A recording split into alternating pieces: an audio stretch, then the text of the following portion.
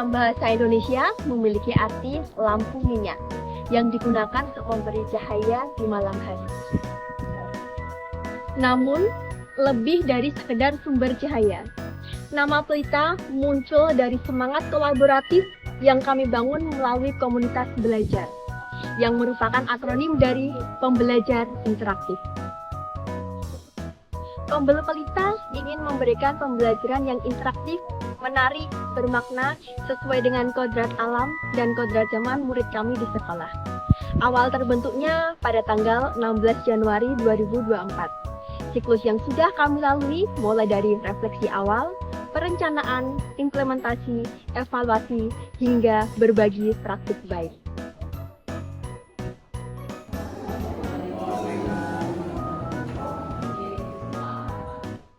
Langkah pertama yang kami lakukan adalah melakukan refleksi awal.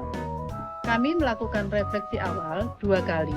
Yang pertama, dari refleksi guru dalam mengajar di kelas pada hari Jumat tanggal 17 Januari 2024.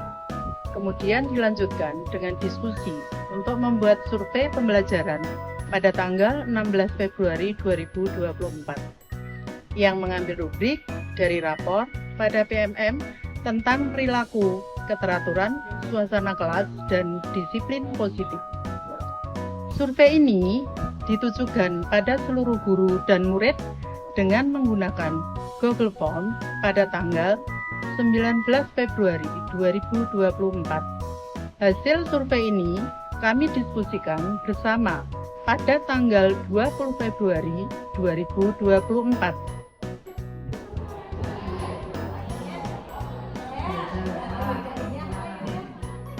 Setelah merefleksi situasi awal, langkah selanjutnya adalah merencanakan apa yang perlu disiapkan untuk implementasi di kelas dalam rangka perbaikan pembelajaran yang kami lakukan pada tanggal 23 dan 29 Februari tahun 2024. Di sini, tujuan jangka pendek dan jangka panjang untuk komunitas belajar ditetapkan. Rencana tindakan yang konkret disusun, strategi pembelajaran, pendekatan kolaboratif antara guru dan murid. Rencana ini juga mencakup alokasi sumber daya dan pengaturan waktu yang efisien. Fokus kami ada 4 hal, yaitu: pertama, memberikan strategi pembelajaran yang interaktif sesuai dengan nama komunitas belajar kami, Pelita, yaitu Pembelajar Interaktif.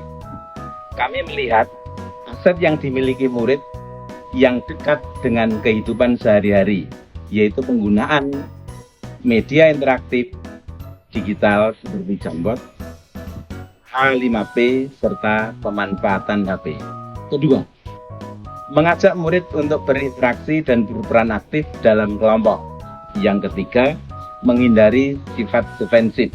Serta yang keempat, tidak kehilangan kesabaran dalam membantu murid menyadari konsekuensi atas perilakunya.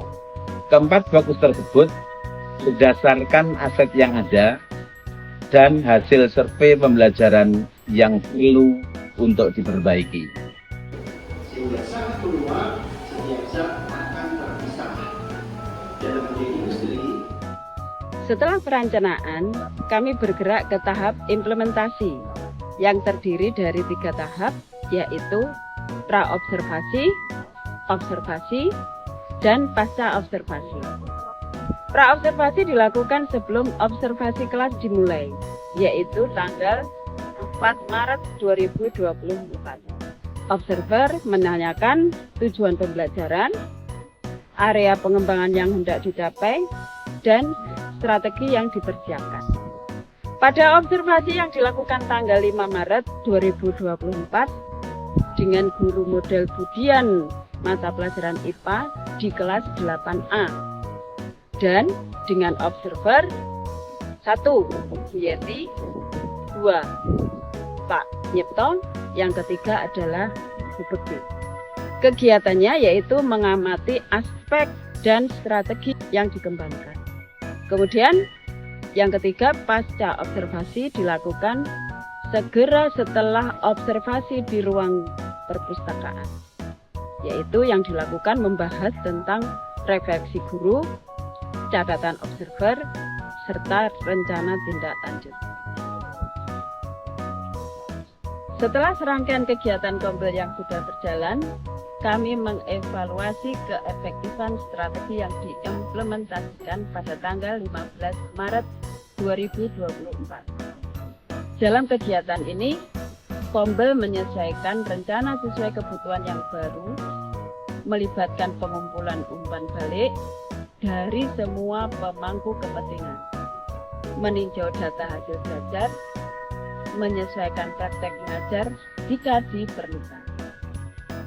Kemudian, usaha kami dalam memperbaiki pembelajaran dengan mengadakan berbagai praktek baik dengan harapan dapat menjadi inspirasi dan terbentuknya kombel-kombel baru untuk perbaikan hasil belajar murid.